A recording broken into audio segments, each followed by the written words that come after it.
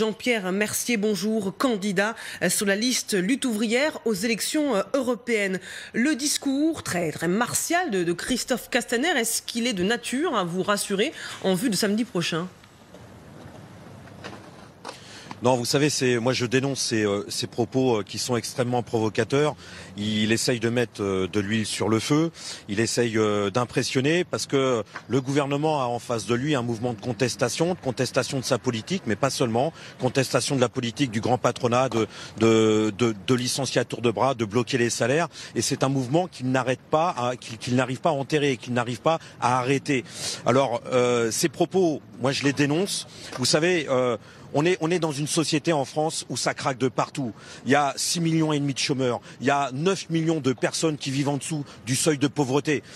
C'est ça la vérité. Il y a des milliers de SDF. Il y en a 500 qui sont morts l'année dernière. C'est ça la réalité sociale de ce pays.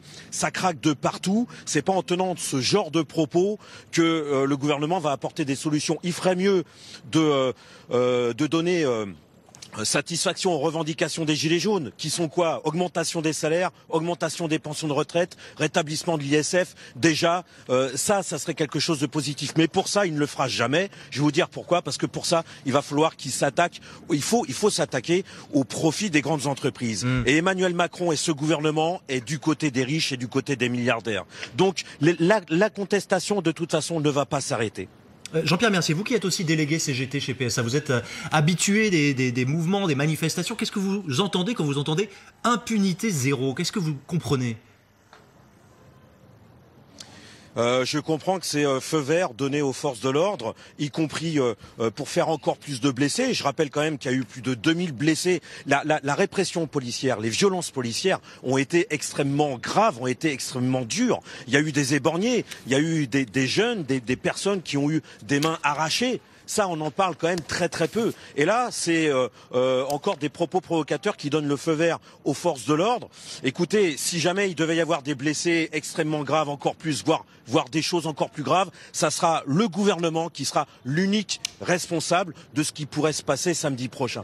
En tout état de cause, moi, je vous garantis que la contestation, elle va pas s'arrêter là. Même si, après les Gilets jaunes, il y aura d'autres mobilisations, d'autres contestations, parce qu'on vit dans une société qui nous fait subir une telle violence sociale, une telle casse de l'emploi, une telle dégradation des pouvoirs d'achat. Moi, quand j'entends le gouvernement poser sur la table, repousser l'âge du départ à la retraite à 65 ans, mais ça, c'est un cocktail Molotov qui nous lance à la figure, le gouvernement.